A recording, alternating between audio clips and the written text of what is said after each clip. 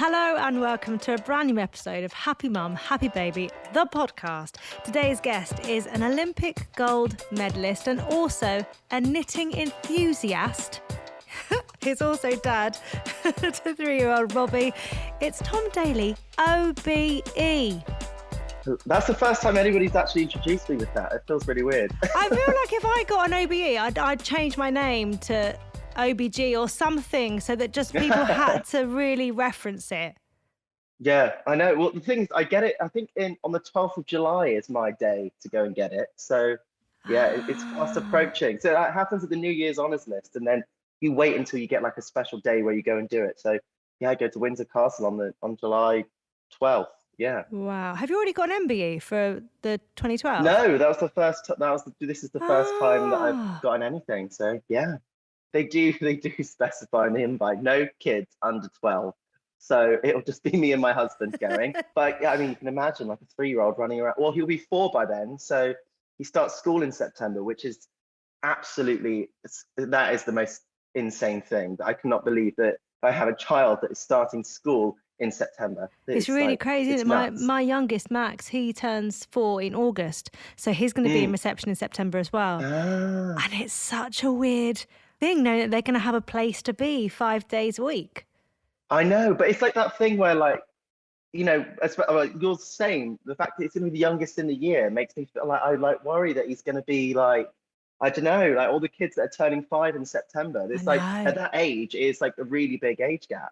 Well, my husband's a July baby, and he got on okay. Yeah, he turned out all right. Yeah. True. So, you know, and I would say actually some of my best female friends are the youngest in the year. I don't know many other guys that are the youngest in the year, but I think they'll be fine. Yeah, they'll figure it out. Like he's been the youngest in his year for quite a while, especially because after lockdown, when he started going back to nursery, they had like less groups, so he ended up going in, like being bumped up into like a preschool group when he was younger. So he's always been used to hanging around older kids, so I think he'll be okay. So what was your childhood like? Because you didn't grow up in London, you were Devon? In Plymouth. Plymouth. Yeah, exactly. Yeah, in Plymouth, which is in Devon. And, you know, my childhood was great. The fact that I lived somewhere that was kind of really outdoorsy and able to, like, every weekend we would go away to Cornwall to go to the caravan. So I'd be at the beach, I'd be surfing, I'd be, you know, doing all kinds of outdoor stuff. And my parents are absolutely incredible in terms of support for me and my brothers with whatever we wanted to do. And for me, that was diving. I mean, I started with judo, I did squash, I did tennis, like you name it. I tried every single sport under the sun. But diving was something that stuck with me, and they supported me all the way through that. And the main reason I even got into it in the first place was because we lived in Plymouth and we were by the sea, and my parents wanted me to be safe in water. So from as far back as I can remember, I've always been in the water. And I was just lucky that there was a diving pool in Plymouth where I could go and be able to train, because there's not every city had like a 10-meter diving facility. So I was really lucky in that sense. And that's kind of where now I'm looking back on it and being like, it was so amazing to grow up as a kid in Plymouth. But I'm enjoying adult life so much in London. Yeah. And where's that like hybrid of being able to live in a city, but also have that freedom to explore and all that kind of stuff. So that's where I think the balance between London and California will be good, because we spend summer here in California, you know, it's kind of guaranteed to be nice weather, and you'll have some of that outdoors exposure as well. But you know, what's fascinating as well, though, Tom, is that you tried your hand at so many different sports. You're obviously clearly very, very sporty, and then landed on diving and had this real passion for it. You must look at Robbie, you know, and the things that he enjoys doing, and wonder, is something going to stick? Is one thing going to be the thing, you know, whatever it is? Yeah, absolutely. And I think, you know, from as long as I can remember, and what my parents told me, my parents always said that I was very, you know, driven from the get-go. Like I always wanted to be very competitive, and always wanted to be the best. Everything was a race. Everything was although was quite sensible, would take like some quite unnecessary risks when it came to like things that were a little bit scary, and a little bit like adrenaline fueled. So, you know, I'm seeing a lot of that kind of thing in Robbie. And I don't know if it's like my competitive spirit rubbing off on Robbie, but everything is a race. It's a race to the door. It's a race to get dressed. who's going to get dressed first, and it's, but that's and I'm also just a like, really oh. good parenting technique to actually get them And I'm out of like, the yeah, house as well. true. I'm like, okay, who's going to get to the door first? And it's like, so there is a lot of like competitive spirit, but again, he also loves. I see a lot in him of like climbing on things, and Yeah. I think that just might be a 3-year-old thing, but he's like fearless, and I try not to show that fear in like to him, because I'm just like, oh, I want him to explore and not be like, not let my fears like go onto him. But oh my gosh, it was like I don't even know what my parents must have thought when I was That's, throwing myself off a 10-meter platform. yes. Like, I Well, can't what even age begin would to you have been imagine. when you first did that? 7. Looking ahead to your future when you were younger, did you always think that, you wanted children, that you wanted to be a dad? For as long as I could remember, I've wanted to be a parent. I remember when I was like 15 or 16 years old, traveling through an airport and seeing a cute baby outfit that I saw, and I was like, I need to get that for my future child. And like, I didn't know who I was going to have this child with, and I didn't know why, but I ended up like having like about 6 outfits No, before you I met. didn't. Yeah, and I've always, there's something that's been so, I think because of the relationship with my mum and dad, it was Yeah. so close. And then when I lost my dad, it was like, I want to be everything he was to me to someone else, because every child deserves to have what I had with my dad, because it was such a special relationship. We were so close, and all of the lessons that he taught me just through being an amazing parent, at the time, was extremely embarrassing. And I was like, oh my gosh, Dad, what are you doing? This is so embarrassing. But, the more now being a parent, I realized that, if Robbie qualified for the Olympics at 13 years old, I would want to go and give him a hug at all costs at any moment. Like, but then it was like all of those things. He just didn't care what other people thought. He had such an amazing outlook on life that was so positive and so like energetic, and I just loved that. And now being able to do that for my son Robbie has just been absolutely incredible. And once started to realize that I was gay, I was like, how am I going to have children in the future? What does this look like for me? Like, what are the options? And having to figure out exactly how that was going to work, looking down the routes of adoption through Yeah. surrogacy, all of those things. And Robbie's obviously a really important name as well, because he's named after your dad. Yeah, so he's named after my dad, because again, one of the most important people and influential people in my whole life. And yeah, his actual name on his birth certificate is Robert, but we used to call my dad Robbie Ray, mainly because there's a few parts to his name really. Ray is like a middle name that goes down Lance, my husband's family line, all the way through, because he's from like Texas, and so there's lots of Rays. Yeah. We used to call my dad Robbie Ray because in Hannah Montana there was like, Billy Ray Cyrus, Hannah Montana's dad. Yeah. His character name was Robbie Ray, and my dad used to go and sing karaoke and dress up as Elvis and do all of that kind of stuff. So Robbie Ray kind of, and that was like that. all of I was always like, I'd want to call, a future child Robbie Ray. It's almost like your dad's alter ego, Robbie Ray, when he gets up on the mic. Yeah, that is exactly what it's like. And I was like Hannah Montana. Literally. So from going from that chat in the early days, at what point did you decide that you were ready to start the process? Because like you say, it's not Netflix and chill time. It's something you've actually got to invest a lot of time in and think about how you're going to do it. Yeah, exactly. It is a lot more complicated for same-sex parents to have children, and you have to really think about it and like really, really want to have kids in order to be able to make it work. And it's extremely complex for same-sex couples in a number of different ways. So we looked at the process of adoption, and then we also looked at the process of surrogacy, both in the US and in the UK. And Lance and I just felt really, I don't know, drawn to the fact, we've both lost people. I've lost my dad.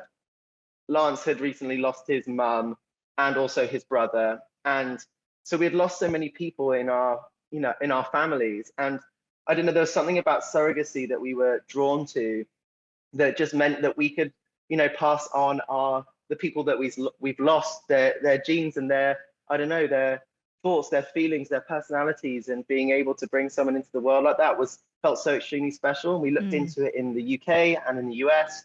And in the UK, it's a lot more complicated because, surrogates aren't as well protected, intended parents aren't protected legally. So it becomes it can be a little bit it's just not safe for the surrogates, and it's not safe for intended parents either. So there's a lot of hurdles to have to jump over. Mm-hmm.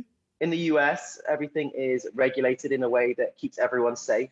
And in the US, the surrogacy process is a lot more streamlined because in a way that is safe for everyone. Mm-hmm. At every single point throughout, the surrogate is in control. So, for example, there's in the UK, you have to go to surrogacy socials, I think they call them, where intended parents go and surrogates that might be interested in doing it will come, and you just meet, and then you're kind of constantly mingling, and it could be for years that you mingle like this in these weekly sessions, hoping that a surrogate might choose you as a couple to help, build your family. Mm. In the States, it's a little bit more, it becomes a way where there's a whole profile of things that we have to fill out in terms of our interests, what we like, answering certain questions about how we met, all those kinds of things.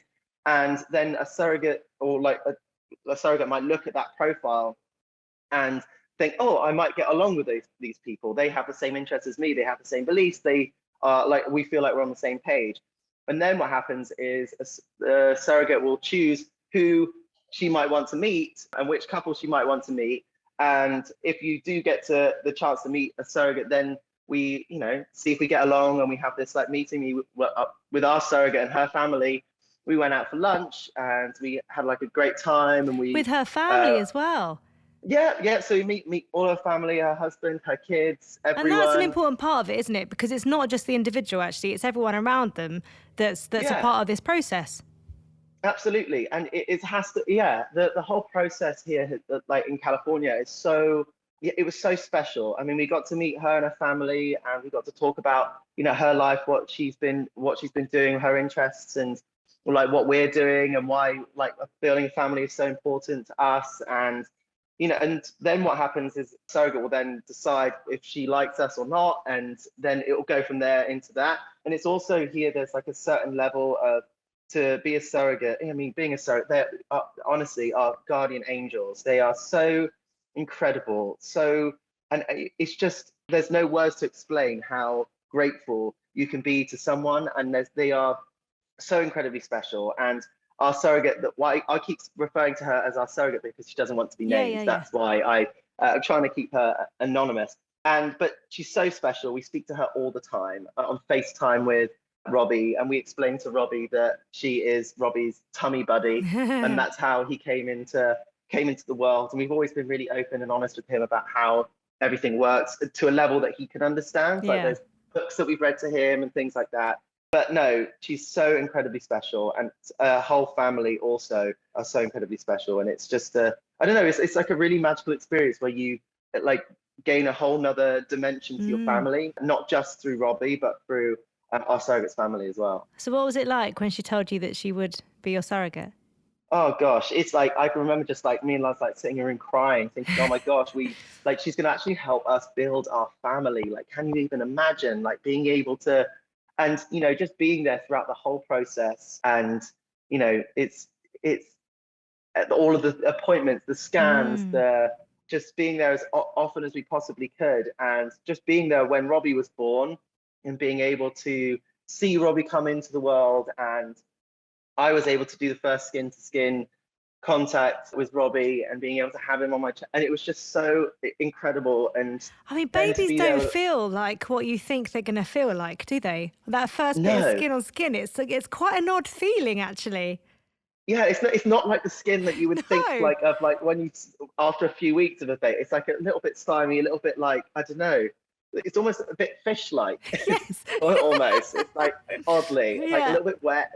But yeah, it was honestly the most magical experience to just be there. Like, I think any parent can relate. The first time you get to hold your child is so incredible. And I guess the other thing to touch on within California and surrogacy is that there's a few rules within California law that doesn't allow for surrogates to use their eggs either while doing surrogacy. So it has to be egg for donor. example, it has to be an egg donor, and the embryos are created outside before. So that's another thing that you would have had to have gone through, trying to find the right egg donor. Yeah, in the UK, they also do traditional surrogacy rather than just gestational surrogacy. Right. So there are instances where surrogates are open to using their eggs, which then creates it becomes a little slightly more complicated and all those kinds of things. And also here, to be a surrogate, well, I think the majority of surrogates have to gone through some level of higher education and be employed in a certain way to show that,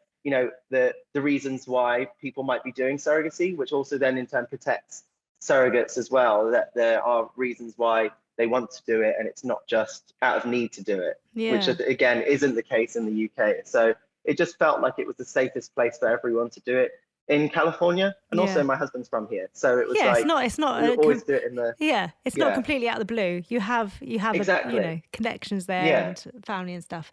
And what about finding your egg donor then? Because how does that work over there? Yeah, that is, again, it's a weird process because you never meet your egg donor because it's same as in the UK or in, again, it's for safety for everyone to know, like, you know, which makes sense.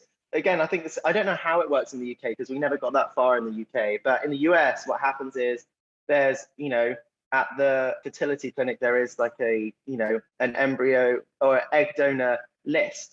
And you basically get to know, for example, medical history, so that if there's anything in our medical history and an egg donor's medical history that might create a problem with an embryo, that you don't end up going down that road. But then there's also, you get to see a picture of the egg donors and the reasons why they want to be an egg donor, their like medical history, family medical history, just to it's almost like, for example, you know, if we are in everyday life, you find someone. We wanted to find someone that was kind of like Lance and I, and so that we could kind of see both of us in that person. Yeah. And that's kind of how we ended up deciding on our egg donor, was through being able to. What we ended up doing was, I said, okay, Lance, if you go onto the database and you, I don't know, see who you might be interested in, and kind of like picking out, you know, what works for your side of the family, what works for my side of the family. And so we ended up with trying to figure out a top like 5, basically, choosing 5 egg donors. And I only chose one because that was just me. I was like, well, this, you know, it was like this thing of like, you know, I don't know, I felt like this real connection, and I was like, and it just so happened that Lance had also chose the same egg donor as well. So it was like we were just very much aligned with that. And you know, you learn a little bit about personality traits as well in the for each egg donor, just to learn a little bit more about them, and a little video of them just talking about why they want to be an egg donor. And it just made it feel really, I don't know, it's like someone that we would want to spend time with. Yeah. And that's just what we went on. It wasn't based on a particular look. It wasn't based on any kind of particular. Did you just get a feeling? Did you just feel like you got drawn to that person? I think similar to like you would if you were walking down the street and you saw someone and you were like, oh, like you have like a level of, wow, this person's interesting, or like I'm attracted to them in a certain way. Like there's that level of it's a similar thing. Like you go through those same thoughts, feelings, and emotions as if you were walking past someone in the street, or you met someone for the first time. Yeah. And so from that point of picking your egg donor, how long was it then until things actually got started? So we started the process back in December 2016, and from December 2016, it took until June 27th, 2018, until Robbie was born. Yeah. So the process it is quite a long process. It can go quicker for certain couples if you're, you know, doing one thing after the next, and you're like and you're in a particular hurry. But we just wanted everything to be right, everyone to feel safe and comfortable, and you know, we weren't in a massive rush to do it right there and then. So it was actually, so I guess the process from start to finish was December 2016 till June 2018, and now we're still in contact with our surrogate like every week, which is and she's awesome. So there must have been points throughout the process where, well, was there a point throughout the whole thing where it suddenly like felt real? Did the reality of it suddenly hit? Honestly, like there was moments throughout where it all felt very real. Like when we would meet up and have like breakfast or lunch or dinner Yeah. with our surrogate and like hang out like before or after scans and things like that. But it was a moment when the one that really sticks out to me was, and I think lots of parents will be able to relate, is that moment when you leave the hospital, you put your kid in the car seat and the door is closed, and then it was just me, Lance, and Robbie in the car, and we were like, oh my gosh, like what now? How is this? How are we gonna do this? Like we were thinking about, I'd read all the books, I had read all I'd like read everything, thinking that I was like, right, okay, I had like my notepad ready with what time he'd slept, how long for, when he pooed, peed, and I was like really, and then I was just like, this is so unbelievable and so overwhelming, but yet the happiest moment that I could ever think of, and it was this weird like I don't know. And there's such a surreal feeling of like there was no one else, but this was our family now. And we were Yeah. driving home and we're about to go and, you know, begin the rest of our lives together. And it was, I don't know, it felt very, very special. I mean, being on the road though with a newborn in the car, suddenly the road doesn't seem like it did before.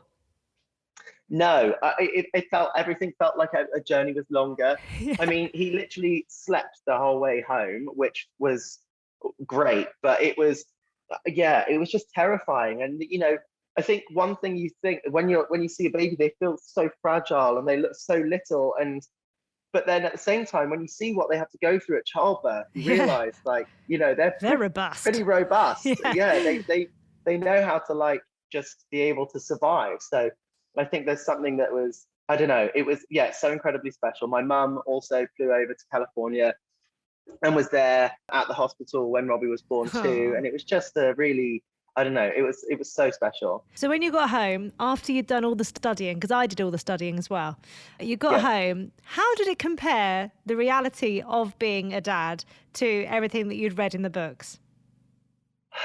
I think some of the basics from the books are really helpful in terms of like, you know, how to change a nappy, Yeah. how to prepare a bottle, all those things. But there's no one book that kind of fits every child, if Mm-hmm. you know what I mean. Like I think as a parent, you're the only person that will know you'll know your child better than anyone else. And I think, if there was one piece of advice that, I could give to any parent, it's not to listen to any other parent's advice, because it's honestly, you'll figure it out for yourself. Yeah. And you really do. You figure it out what's best for your kid. And and I think one thing is that all parents are trying to do the best that they can. And I think so many people are so quick to judge like parents if they what they're doing or how they're parenting in public and things like that, but people don't have any idea about what might have happened early on in the day, or Yeah. like how they might be feeling, if they're well, or if they're unwell. And being same-sex dads, I felt that a lot, of feeling extra pressure to be good parents Mm-hmm. and to be doing the right thing. And you always do feel a bit judged when you're out in public, because you want to be showing that you're doing the best that you possibly can. And I think it can be weird sometimes for people to see two dads and a baby. And so we always felt like we had to like really be the best parents that we could ever be, and like really do like all of the right things, because we wanted to show that because we wanted to be, we're desperately to be parents just like anyone else, and Yeah. we wanted to be doing the right thing. And it's just always this worry and concern that, are we doing the right thing? Are we really managing to push, like are we able to like push through with this? Are we able Mm-hmm. to be the best parents that we can? And it's really, it was that feeling of constant, I don't know, feeling like we had to prove ourselves above and beyond. Yeah. I think, I mean, I definitely experienced the pressure thing and wanting to be, the best mum ever and wanting to appear like super mum, because I read all the books as well.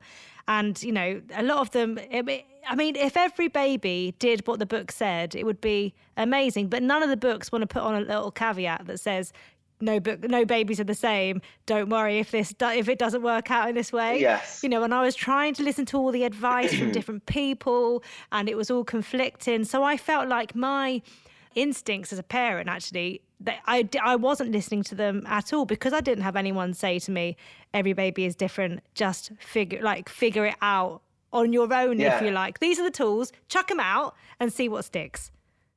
Yeah, no, and that's literally what ended up happening. The first few weeks we were so like, tried to be in such a routine of like, because, feed every 2 to 3 hours. And then I was ending up waking Robbie up in order just to feed him. And I was just like, and then I was like, why have I just he only went to sleep 10 minutes ago. Why am I waking him up to keep him on his eating and sleeping? And it was just, I don't know, again, like things change so quickly as well. Like there's so many different phases, things happen so quickly.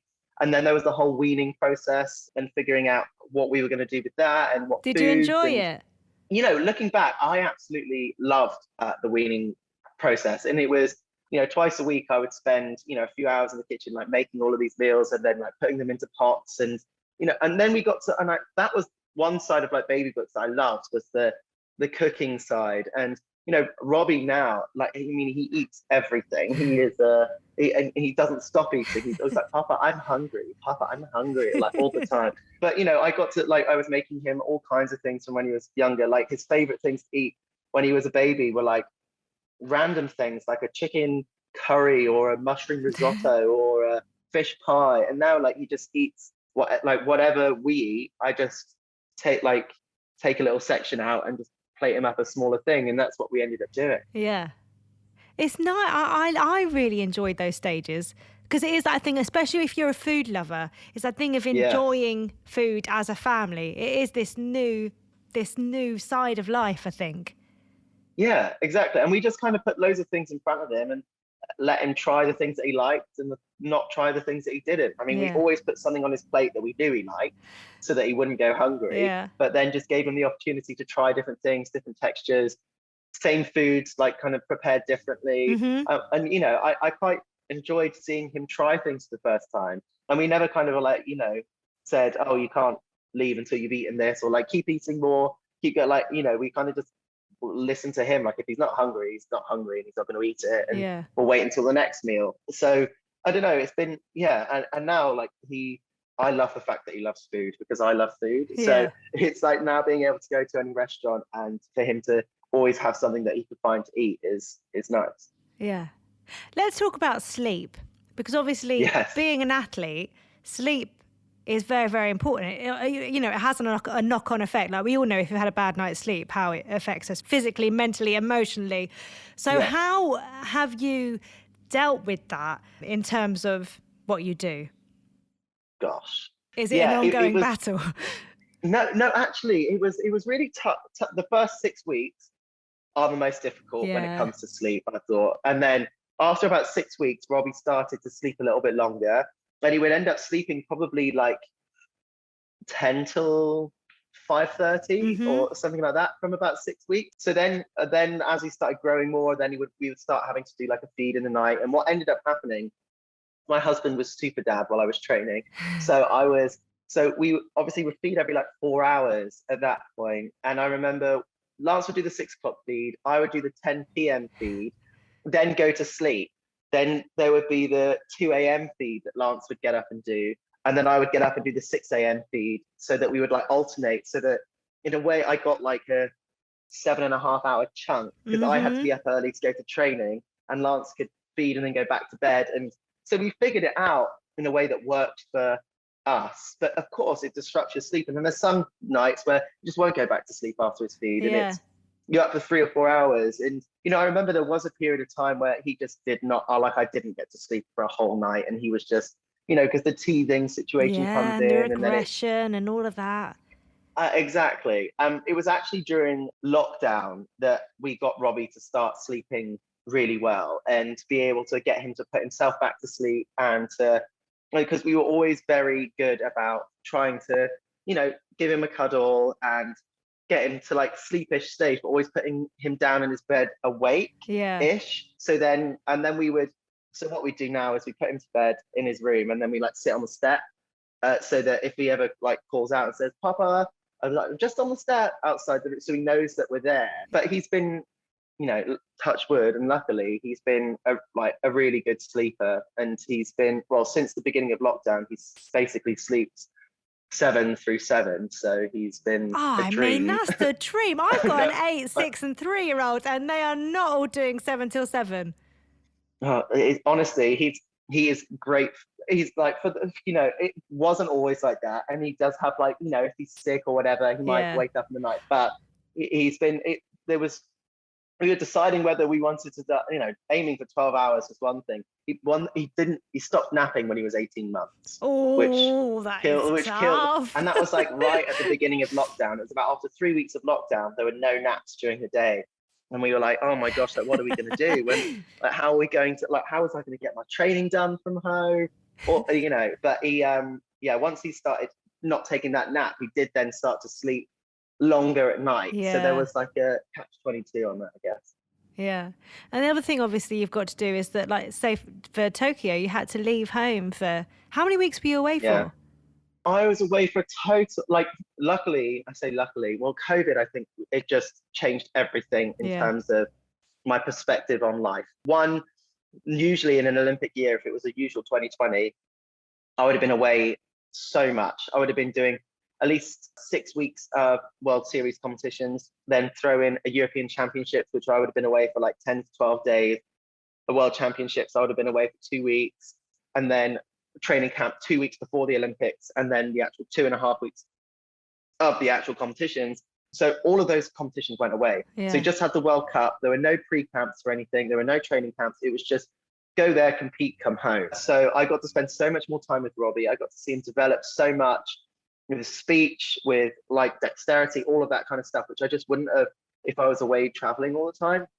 So I started to, when I went away for the Olympics in 2021, I actually only ended up going away for, I think it was 3 weeks, which for an Olympic Games is quite a short amount of time. We got there 5 days before competition, and then there was 2 weeks of competition, and then I flew back the day or so after that competition. So it was very condensed. But the great thing was, FaceTime. Like if we didn't have that, like years ago, it would have been so incredibly difficult to be a parent and go away and leave. And what I would end up doing every time I went away was doing like a little treasure hunt, that each day I would have hidden something, whether like a little toy or a little piece of candy or something like that around the house.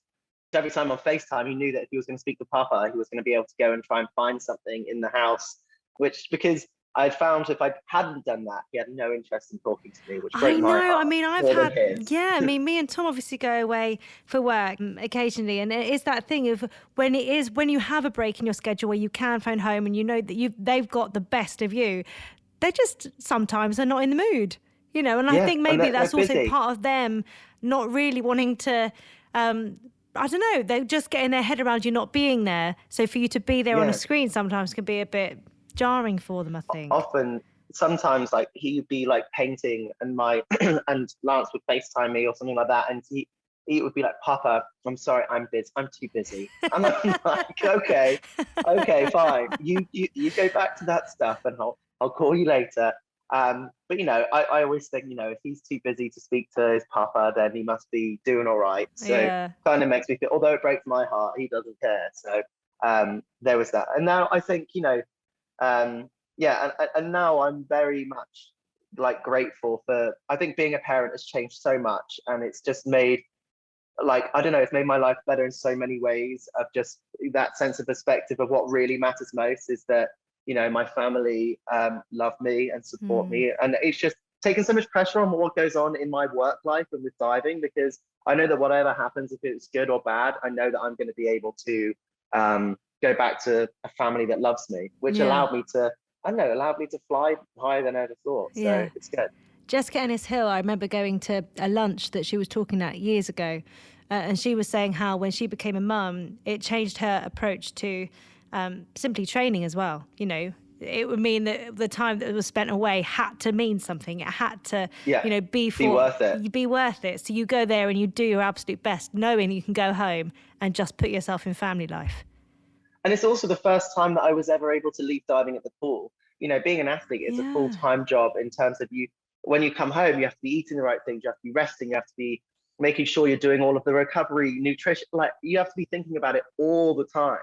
And that's not healthy. And I think that's one thing that parenting has taught me, is that I was able to dive and then I had to leave it there because I couldn't be thinking about diving when I was I wanted to be fully focused on Robbie and what he was doing. And I don't know, it just taught me that there's so much more to life than work, and there's so much more to life than, I used to define myself solely on how well I did at the pool, and that meant if I was a good person or not was how well I was diving. So Yeah.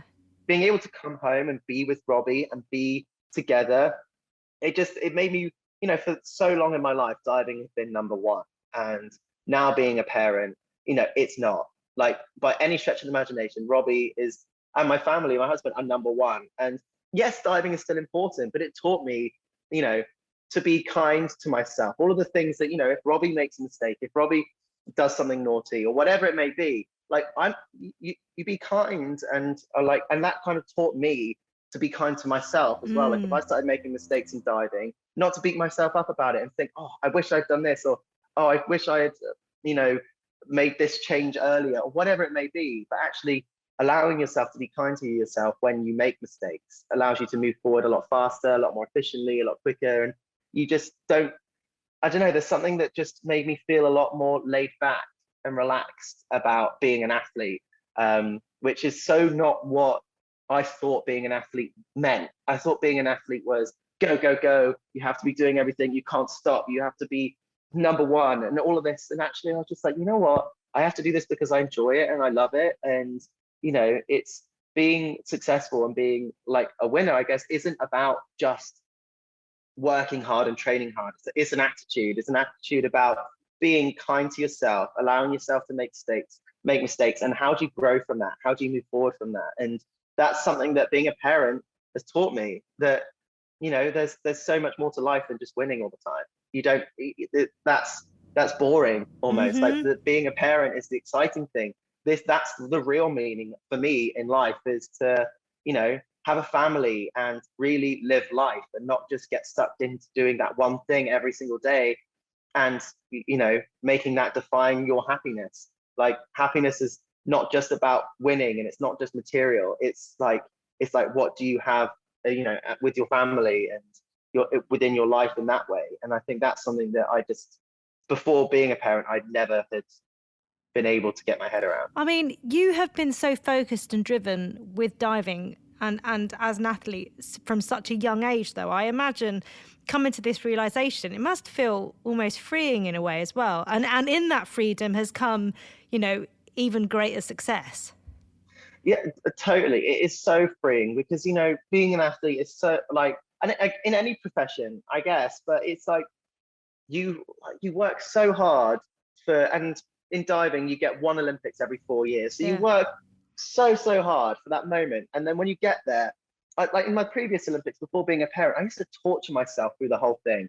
I used to worry about, I wanted to do well so badly that I would do anything at all costs. And then the anxiety and the pressures and the external pressures and anxieties and worries would just build up so much that you just couldn't focus and actually let yourself do what you trained to do. Yeah. So I remember going into Tokyo for the Olympics and being there and being like, you know what? I'm here at my 4th Olympic Games. I'm a dad, I'm a husband, and I am happy. Like no matter what happens in this competition, I'm happy. And I feel like I'm in an amazing spot in my life where I just feel like I can just be free to be me and be happy. And it just changed the way that I put pressure on myself, because I just didn't. I allowed, there's pressure from competition and all that kind of stuff, is still nerves, but there wasn't the pressure of you need to win, and if you don't win, you're going to be a disappointment. It was, I'm just going to go and do this because who knows, this might be my last Olympics. I don't know if I'm going to be able to do another Olympics, because I might be like too old, and there might be someone else coming up underneath me within British diving that's going to kick me out of the team. So I just had to, I don't know, it just allowed me to be really in the moment and present, because I was happy with everything else that was going on around me. Yeah. I've been surprised over the last few years to see how creative you are, with your knitting and with your plants and everything like that as well. Is that something that now being a dad and having this realization, you've given yourself this time for this other outlet as well? Has that coincided, or have you always been a keen knitter? I started knitting actually at the beginning of lockdown, and it was because, and the same with plants. My obsession with plants. You're so good, though. How can you just have started? I've been knitting now for 2 years, And, I started because my coach said to me, Tom, you can't sit still. You're always doing something. You're always up. If it's, you're busy with Robbie anyway, but then you're always going for walks. You're always going and visiting places. You're going on adventures. If you have an evening to sit down and chill, you start sorting out your room and cleaning things. And I was just like, I'm one of those people that just has You're a to doer. be doing something. Yeah. I have to, like with Robbie, like since being here in California, we've been going to the beach. We've been hiking up mountains. We've been like doing all kinds of things. And so she was like, you need to find something where you can just sit and chill. Like, I don't know what it is, but I'm also not a TV person. So I don't sit in front of the TV and watch things, unless it's RuPaul's Drag Race, of course. Of course. Of course.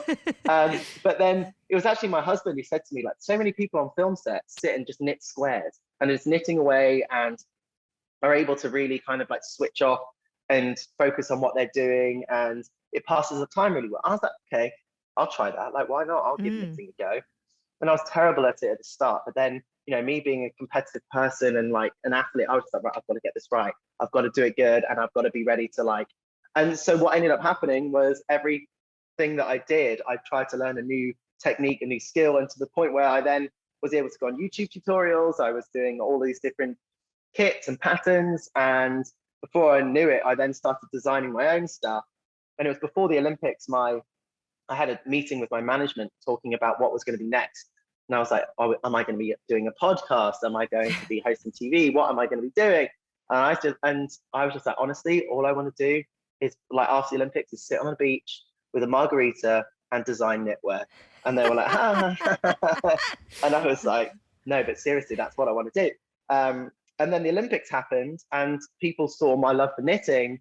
And it was like, right, like now maybe I could actually be a knitwear designer and start doing this. So then we had Made with Love, which was my Instagram account, which all of a sudden went from 60,000 followers to 1.2 or 1.3 million followers overnight from those photos. So we were like, okay, right. I was like, I've got all of these designs that I've been working on. Like, let's do it. And so then we set up Made with Love, where you can get kits to make your own knitwear, which has been super exciting for me because I don't know, spreading my love for knitting is something that's allowed me to slow down. Yeah. It's my way of like being mindful and meditation and all of those things. And I don't know, there's something really satisfying about hand making something, even if you wear it yourself or you gift it to someone else. It's, just taking the time to, and slow fashion is also important. Yeah. So there's all of that. About 10 years ago, we decided to knit every family member a scarf for Christmas. So me and Tom, I can remember we just sat there. Yeah, we were like old grannies. We sat there. It was either a Horlicks or a wine, depending on how we felt, watching Sopranos while knitting together. But the family loved it because it was something. I mean, I can only knit in a straight line. That's what I can do. But, for them, it was something that came from us. I love that you knit, though. Yeah. I love that you knit. Tom's much better. Tom knitted a Christmas hat, which he gets every year. Yeah. All right, okay. I need to send you like a jumper kit. Yes, please. If you can knit in a straight line, you can definitely do a jumper. Okay. Like, it's also one of those things that I think for some people it feels like it's really intimidating, but actually it's really not. Once you've mastered like the basics, you can do it all. Yeah. So yeah, I think you'll be fine. Thank you, Tom. Is Parenthood what you thought it would be? It's everything I thought it would be and more. Like I knew that I don't know, when parents talk about this immense love and this and like you think, oh yeah, of course, I get that, I can understand that.